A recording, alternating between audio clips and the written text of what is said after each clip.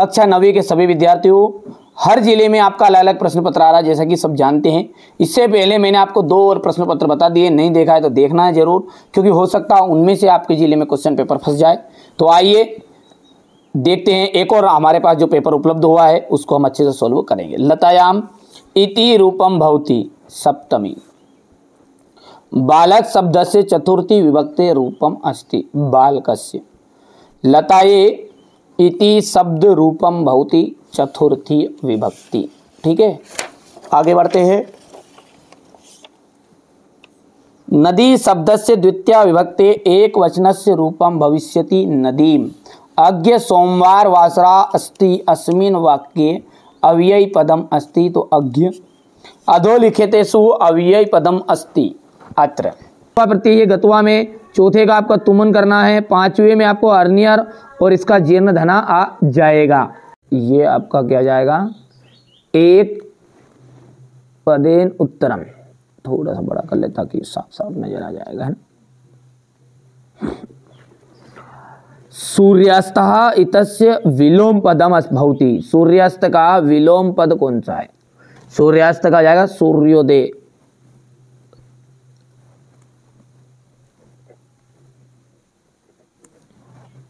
सूर्या इतस्य पर्याय पदम आदित्य।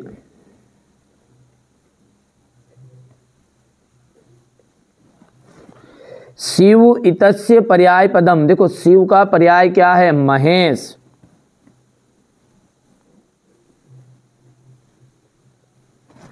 प्रति बालका इतनेयो पदियो विशेषण पदम किम।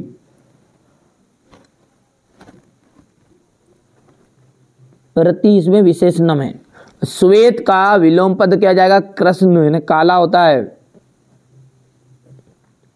प्राचीनतम का विलोम पद क्या है? नवीनम। हो गया इतना। चलिए अब है आपका शुद्ध अशुद्ध आम और ना है। देखो प्रत्येक के में आपकी अयादि संधि है क्या? नहीं। ठीक है, तो यहां पर आपका ना रहेगा। घनश्याम पदे कर्मधारे समास वर्तते, तो ये आपका आम रहेगा। ये आम नाम में लिख देता हूं ताकि हमारे बच्चों को दिक्कत नहीं आए, क्योंकि पूरा वीडियो अपने को देखना है अभी आगे भी। यहाँ पर ये तीसरा जो रहेगा वो ना रहेगा बेटा, है ना। चौथा जाएगा सूरधन ईसा सुरेशा भवती, तो ये चौथा जो है बिल्कुल आम। पितरों में अव्ययी भाव समाज ना, और यहाँ पर स्वागतम में यन संधि है। ठीक है, तो यहाँ पर आपका ठीक है। चलिए अब आगे बढ़ते हैं, और क्वेश्चन नंबर यहाँ पर आप 6 को ध्यान से देखना है। क्या बोल रहा है क्वेश्चन नंबर 6, उसको देखो ध्यान से भैयू। देखो भैयू, है ना। काला कस्य रसम पीबती। देखो काला कस्य रसम पीबती। ठीक है, तो ये आ जाएगा यहाँ पर। देखो कस्य हट जाएगा, और इसकी जगह पर मैं यहाँ पर लिख देता हूँ पहले। देखिए मैंने पूरा भर दिया, यहाँ पर देख सकते हैं। ये स्क्रीनशॉट ले लो इसका, है ना। आप थोड़ा सा, है ना, ले लिए भैयू। चलिए आगे बढ़ते हैं अब, है ना, ध्यान से। और यहाँ पर देखते हैं क्वेश्चन नंबर 6 का अथवा है। बाला कदा क्रीडतु आगच्छत। तो देखो ये तो आपका छोटा रहेगा, कदा को हटा देना है, और पाठशाला गम वेलयाम लिख देना है। तो यहाँ पर मैं भर देता हूँ इसको, पाठशाला हो गया इतना, गम वेलयाम। ठीक है भैयू, ये किसकी जगह पर आ गया भैयू मेरे, है ना। ये कदा हटा दो, पूरा लिख देना है। माता काम आदिशत, है ना। माता किसको आदेश देती है? तो यहाँ पर ये जो मैं निशान लगा रहा हूँ इसको हटा देना है, इसकी जगह पर लिख दोगे पुत्रीम। ठीक है, क्वेश्चन नंबर 7 हो गया। इसके बाद में अपन बात करेंगे क्वेश्चन नंबर यहाँ पर की। तो जंतुवा केन तुष्यंती। केन तुष्यंती, तो केन हट जाएगा, यहाँ पर जाएगा प्रिय वाक्य।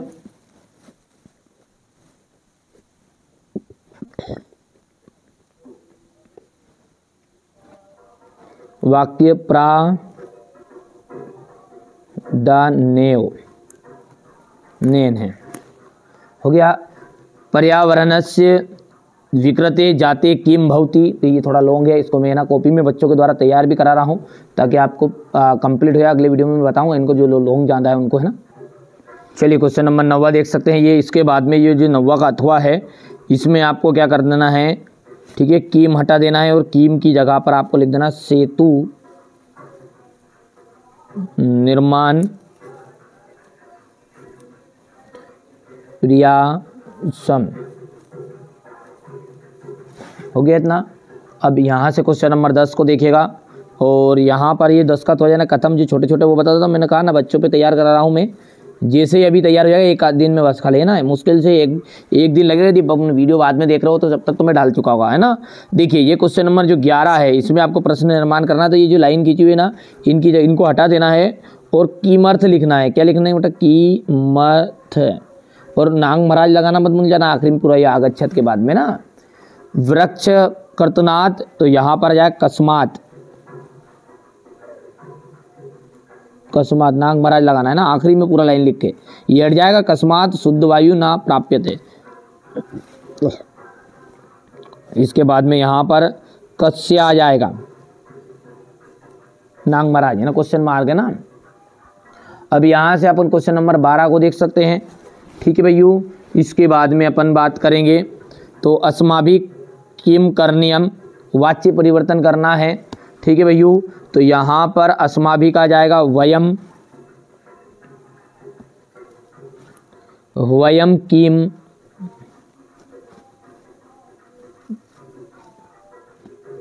कुर्याम, सा पाठम पठति, कर्म वाच्य बताना है इसको। तो तेन पाठा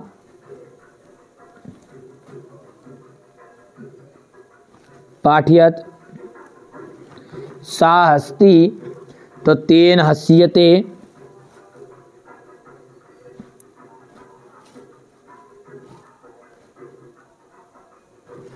ठीक है भैया। अब एक श्लोक आपको लिखना है क्वेश्चन नंबर 14 में, ये मैं आपको बताऊंगा अगले वीडियो में। पूरी चीज़ें मैं कवर कर रहा हूँ, एक एक चीज़ें है ना, एक भी नहीं छोड़ेंगे, जितना हो सकता है इसमें कवर कर रहे हैं, बाकी और अपन अगले वीडियो में कर लेंगे, है ना। जितना मिला मेरे को जल्दी जल्दी मैंने आपके लिए, हमारे बच्चों को दिक्कत नहीं आए। यहाँ पर कुंदू का हटा देना है और इसकी जगह पर पूरी लाइन तो लिखाएगी वैसे वैसे है, कन केन दुकेन आ जाएगा ना। ये गणेश मोदकम रोचते, तो गणेश का गणेशाय आ जाएगा। श्री राम रहता तो श्री रामाय आ जाता है ना। शंकर आता तो शंकराय। पर्वताय मृगा संति, तो यहाँ पर पर्वते आ जाएगा, ये हटा देना है और पर्वते लिख देना, पूरा सेम टू सेम लिखना है ना। ये हो गया। इसके बाद में अपन बात करेंगे यहाँ पर क्वेश्चन नंबर 16 की। तो ये क्वेश्चन नंबर 16 को ध्यान से देखो, इसमें पहले में आपका प्राणी नाम आ जाएगा, दूसरे का आपको भरना है यहाँ पर रक्षिता, तीसरा जो आ जाएगा सिंहात आ जाएगा, चौथा की बात करें स्वादुनी आ जाएगा, पांचवा आ जाएगा सिकता भी आ जाएगा, छठा जो रहेगा वो भी नाम आएगा, ठीक है भैया। यहाँ पर क्रम संयोजन है। अब अगला क्वेश्चन नंबर 17 क्या कह रहा है आपका, ये तो हो गया इतना बेटा। तो मीनिंग क्या बना आपका, संस्कृत भाषा हमारे देश की प्राचीनतमा भाषा अस्ति, पुरानी भाषा है, पुराने जमाने की भाषा है। प्राचीन काले, पुराने समय से ही। सर्वे का मतलब होता है सभी, सर्वे मतलब क्या होता है, सभी। भारतीय यानी भारतीय, और एव का मतलब होता है ही, क्या होता है, ही। एक एक चीजों को ध्यान से समझो आप। तो प्राचीन काले सर्वे एव भारतीय, प्राचीन काल में सभी भारतीय ही संस्कृत भाषाया, संस्कृत भाषा का एव ही व्यवहारम कुर्वन्ति स्म। स्म का मतलब करते, इसका मतलब स्म मतलब थे और कुर्वन्ति मतलब करते थे, ठीक है। तो क्या बना लाइन का अर्थ है कि प्राचीन काल में सभी भारतीय ही संस्कृत भाषा का व्यवहार करते थे। यानी हम जो बोल रहे हैं, अपन जो बोल रहे हैं, अभी आज किस में बोल रहे हैं, हिंदी लैंग्वेज में बोल रहे हैं। इसी तरह पुराने जमाने में लोग व्यवहार की भाषा जो थी वो थी संस्कृत थी। 2 लाइन समझ में आई तो हाँ करो, ध्यान से समझो। मेरा उद्देश्य ये है कि आपको एक एक चीजें क्लियर हो, ठीक है। कालांतरे, कालांतरे का मीन्स होता है समय के साथ, कालांतरे का मतलब होगा समय के साथ। विविधा यानी कि विविध, प्रांतीय राज्य, भाषा प्रचलिता अवन, समय के साथ विभिन्न प्रांत की भाषा प्रचलित हुई। जैसे आपकी पंजाबी हुई, सिंधी हुई, गुजराती हुई, तेलुगु हुई, ये सब भाषाएं प्रचलित हुई। किंतु संस्कृतस्य महत्वम, संस्कृतस्य, जिसमें ये आधा सा और या रहता ना, इसका मतलब होता है का, की, के, यानी जैसी जरूरत बोलते जैसे बोलते ना राम की, रामस्य, रामस्य भ्राता, राम का भाई, और सीता सखा, यह सॉरी हाँ तो सखी, तो ये सीता की सहेली। तो इस तरह से काकी के निकलता है मतलब किसका, आधा सा और या का, यानी सिया का। तो किंतु संस्कृतस्य महत्तम अज्ञपि, अज्ञपि का मतलब होता है आज भी। इसमें दो वर्ड जुड़ा है, अज्ञ धन अपि, अज्ञपि ना आज भी, अचूर्णम वर्तते, आज भी क्या है, दुर्लभ है। समझ में आ रहा तो हाँ करो, ठीक है, वरना अभी वीडियो छोड़ के चले जाओ। क्योंकि देखिए संस्कृत का स्क्रीनशॉट तो आप ले लोगे, लेकिन समझना बड़ी चीज है। और यदि एक बार समझ में आ जाए तो चाहे आप 10th में हो चाहे 9th में हो, ठीक है, आपको याद कराने की जवाबदारी मेरी, याद अच्छे से होगा। क्या बोली मैंने लाइन पहली, यहाँ से अपन फिर से रिपीट करेंगे, कोई दिक्कत नहीं, शांति से पढ़े। जिस बच्चे को सब्र और शांति नहीं है वो आराम से वो जीवन में कभी सफलता नहीं पाएगा। संस्कृत भाषा अस्माकं देशस्य प्राचीनतमा भाषा अस्ति, संस्कृत भाषा हमारे देश की सबसे पुरानी भाषा है। प्राचीन काले सर्वे एव भारतीया संस्कृत भाषाया एव व्यवहार कुर्वन्ति स्म, प्राचीन काल में सभी भारतीय संस्कृत भाषा का व्यवहार करते थे। कालांतरे समय के साथ विविधा प्रांतीय भाषा प्रचलिता भवन, समय के साथ विभिन्न प्रांत की भाषा प्रचलित हुई। किंतु संस्कृत महत्वम अज्ञपि अचूर्णम वर्तते, और संस्कृत भाषा का महत्व आज भी दुर्लभ है। सर्वे प्राचीन ग्रंथा, सारे प्राचीन ग्रंथ, चत्वारो वेदस्य, चारों वेद संस्कृत भाषायामेव सन्ति, सभी प्राचीन ग्रंथ चारों वेद संस्कृत भाषा में ही है। संस्कृत भाषा भारत राष्ट्र से एकतया आधार अस्ति, संस्कृत भाषा क्या है, भारत राष्ट्र की एकता का आधार है। आगे बढ़ते हैं। संस्कृत भाषाया, ये आपको यहां से नहीं करना है ना बेटा, ये अब 4 नंबर में आता तो ये यहां से यहां तक आपको नहीं करना है। ये मैंने जो टिक मार्क किया इसको आपको लाइन को कट कर देना, यहां से पढ़ेंगे। संस्कृत भाषाया स्वरूपेण रूपम पूर्ण रूपेण वैज्ञानिक अस्ति, संस्कृत भाषा क्या है, पूर्ण रूप से वैज्ञानिक पद है। बस इतना सा ये वर्ड आपको चाहो तो लिख सकते हैं, इतना सा आपको ये लिखना है। मैं यहाँ पर निशान लगा, ऊपर का हो गया, इतना लिख दिया। फिर बस इन सबको मारो गोली, क्योंकि 4 नंबर में हमको खास खास चीज़ें लिखनी है केवल। आगे बढ़ेंगे तो यहाँ से अपने को पढ़ना है।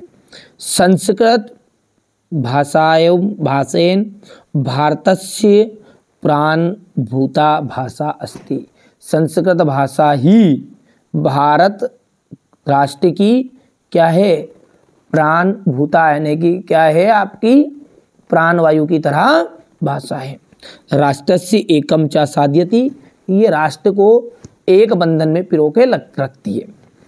ठीक है भैया, बस इतना आपको कर लेना, बस इतना ही बहुत है, ज़्यादा लंबा चौड़ा आपको लिखने की ज़रूरत नहीं है। ये आपको लिखना है, ठीक है, मैं बता रहा हूँ। और यहाँ से ये लाइन लिखनी है, और बाकी ये देखिए यहाँ से तो आपको यहाँ तक लिखना है। पहली चीज़ समझ में आ गया, ऊपर से कर लो कंप्लीट इतना अस्थि तक। अस्थि के बाद में एक लाइन यहाँ से उठा के लिख लेना है ये, और फिर डायरेक्टली यहाँ से कूद की एक लाइन कर लेना है।